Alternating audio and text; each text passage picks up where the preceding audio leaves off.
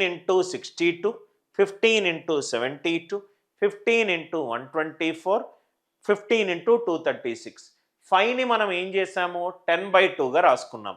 15ని మనం ఏం చేద్దాము 30/2గా రాసుకున్నాం ఇంటూ 62. అంతే లాజిక్. 15 ఏం చేద్దాము 30/2 ఇంటూ 72. 15 ఏం చేద్దాము 30/2 ఇంటూ 124. 15ని 30/2 ఇంటూ 236 రాసుకుందాం. సో 2 ఈ 62ని 2తో డివైడ్ చేస్తే 31, 3 టైమ్స్ చేస్తే 930.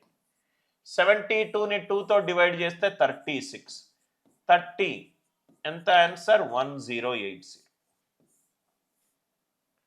ఏదైతే నంబర్ 15 తోటి లబ్ధం అవుతుందో దాన్ని 2 తోటి డివైడ్ చేయండి. 124 డివైడెడ్ బై 2 అంటే 62. 62ని 3 రెట్లు చేయండి 186, 0 యాడ్ చేయండి 1860. ఇదే లాజిక్. 62ని 3 రెట్లు చేయండి 2, 118 ఇంటూ 30 అంటే 3540. 3540. లాజిక్ అందరికీ క్లియర్గా అర్థమైందా? ఈ నంబర్ని 2 తోటి భాగారించా. ఎన్నిసార్లు పోయింది 31 టైమ్స్.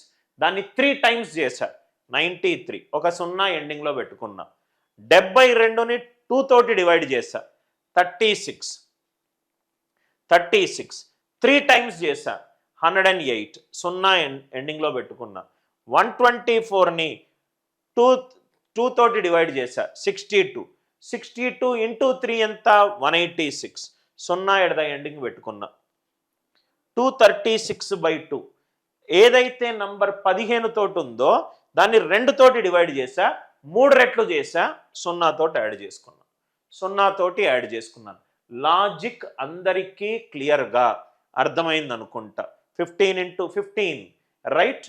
15 అదే మీకు 35 అనుకో 70/2 7 రెట్లు చేయాలి బై 2 చేసి.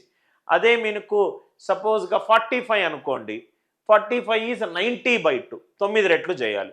మీకు 15 అర్థమైంది అనుకోండి,